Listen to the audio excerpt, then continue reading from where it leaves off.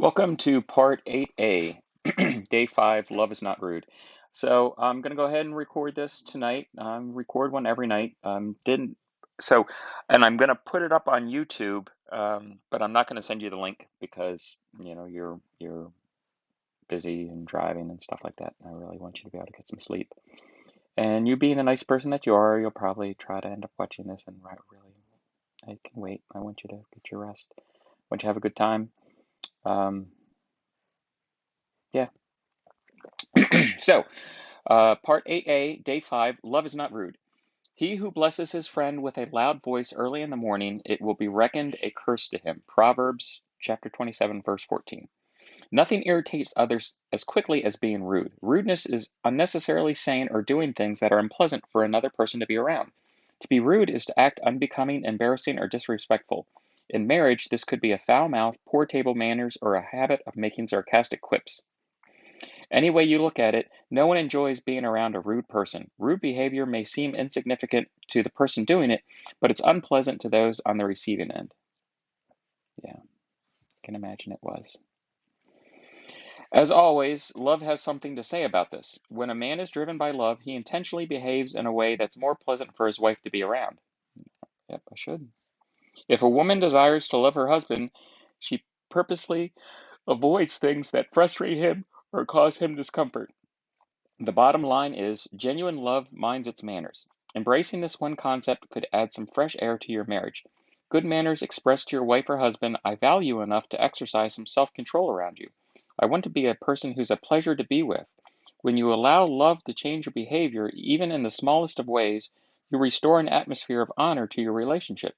People who practice good etiquette tend to raise the respect level of the environment and people around them.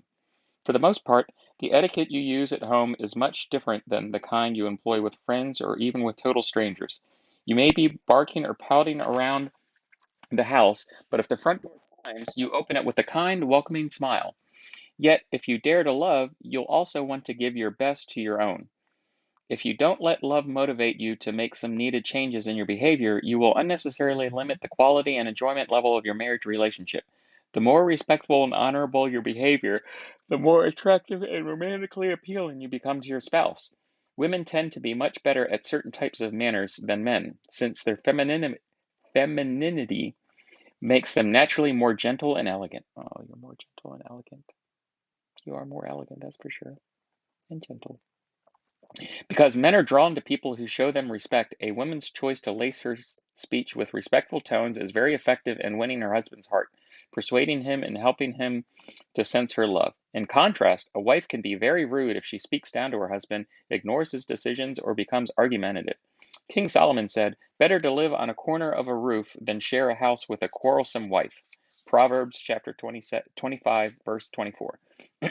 But men especially need to learn this important lesson about manners. It is unloving to our wives to treat them like one of the guys, rather than as a lady we have chosen to love and prize above all others. A husband shows great strength when he honors his wife by practicing self-control rather than doing whatever his feelings compel. The Bible says, "It is well with the man who is gracious." Psalms 112, verse 5. A man of discretion will find out what is appropriate, then adjust his behavior accordingly. There are two main reasons why people are rude: ignorance and self-centeredness. Neither, of course, is a good thing. A child is born ignorant of etiquette, needing lots of help and training. But a simple learning of basic etiquette can greatly help them learn discretion. We adults, however, display our ignorance at another level. We know the rules, but we can be blind to how we break them or be too self-centered to care. In fact, we may not even realize how unpleasant we can be to live with at times. Test yourself with these questions. How does your spouse feel about the way you speak and act around them? How does your behavior affect your mate's sense of worth and self-esteem? Would your husband or wife say you're a blessing or that you're condescending and embarrassing? Man, this is hard to read, but I gotta read it.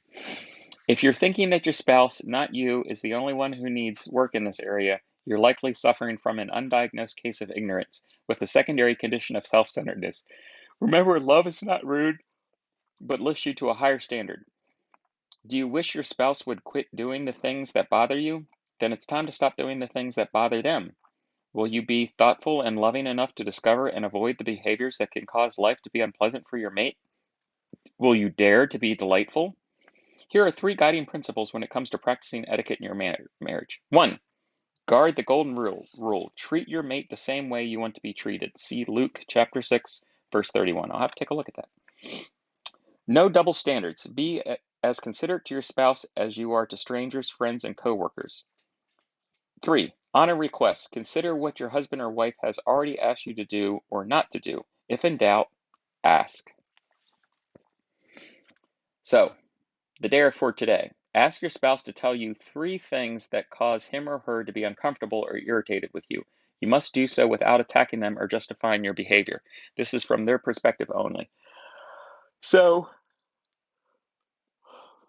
what I'm wondering is if when you come next week, over the time that you're here, maybe maybe you'd be willing to tell me the 3 things that I do while we're here or while you're here.